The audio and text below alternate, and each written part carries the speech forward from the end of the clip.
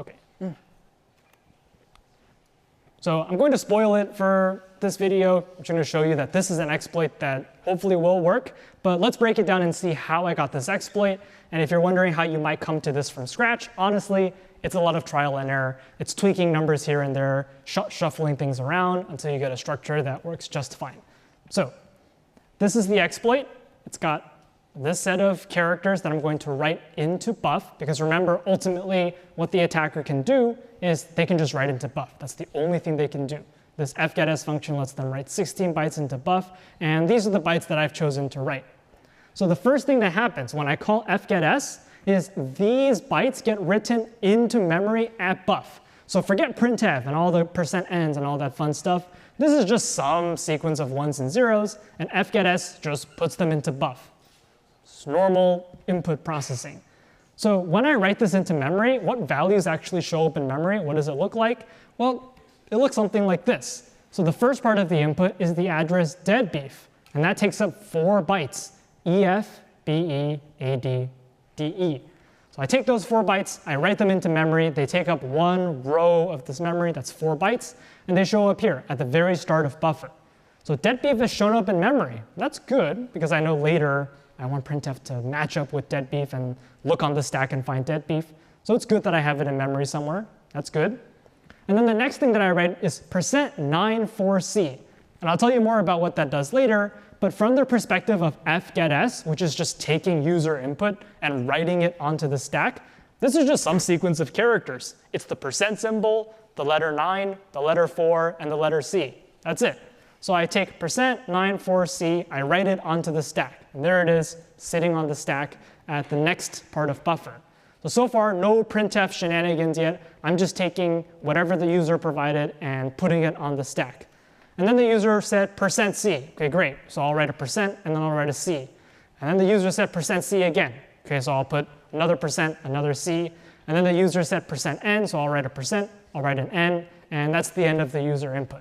So nothing printf related has happened yet. I have just taken this proposed input and written it onto the stack where buffer lives. That's what fgetS is doing.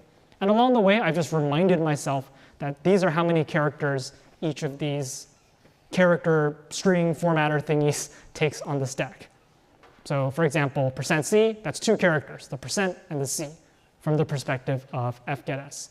So fgetS thinks in terms of just how many characters is this input. Doesn't think about % formatters, doesn't think about substituting. That's printf's job. fgetS just takes this thing, puts it on the stack, and there it is.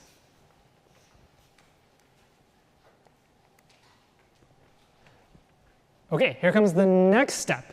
So now we're actually going to go into printf, and we're going to think like printf. What does printf do?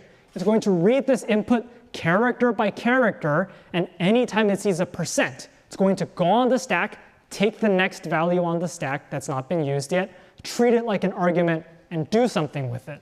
So this is where we're going to try to line up the stack and juggle it in such a way so that when the %n occurs, it just so happens to match with the deadbeef that we happened to write earlier. So let's think like printf. What does printf do? Well, printf says the 0th argument is a pointer, and it points at buff. So what that means is when I call printf, I'm going to start reading all the characters in buff one by one, and anytime I see a % formatter, I'll do something special. So let's start reading these things one by one. EF, is that a % symbol? No, so I'll just print out EF and keep going. What about BE? Is that a %? No, so I'll print out BE and keep going. What about AD? Not a %, I'll print it out and keep going. DE, not a %, I'll print it out. Okay, what's the next character? It's a %. So I have to do something special. In particular, I need to go on the stack, take the next value on the stack, match it up with this %, and do something special.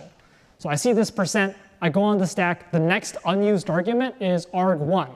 So this arg1 is now matched up with this %. So you can almost think of it as every % formatter has to make a friend on the stack that corresponds to that placeholder. So each % symbol is a placeholder and needs to make friends with someone on the stack. So this %94c, whatever the heck that's doing, it's going to match up with arg1 on the stack. Those two are now buddies. Okay, what comes next? Printf keeps going and it reads a %c. That's another percent symbol. So we'll go on the stack. This %c will make friends with the next unused argument, which is arg2.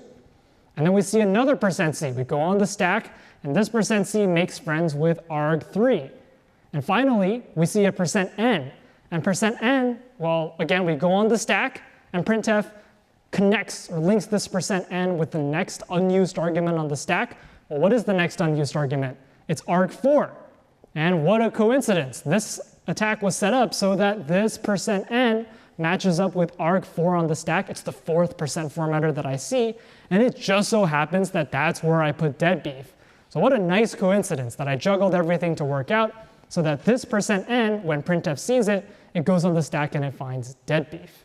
That's something that I had to juggle. It wasn't immediately obvious how I got that to work.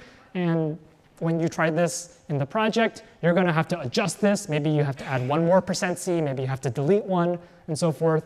But somehow you have to make it so that when the %n occurs, and I match up all the percents with arguments, so for example, this one matched with arg1, this one with arg2, this one with arg3, the %n, whichever argument it matches with, that's where I put the address of where I want to write.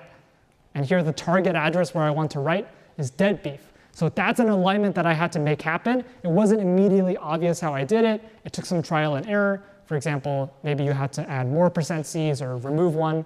But this particular exploit, everything lines up. The %n matches up with the memory box on the stack that holds dead beef. That's good. It means that %n is going to write to the address dead beef. So I'm halfway done. I got this exploit to write to dead beef. And the second part is writing the number 100. So that's coming up next.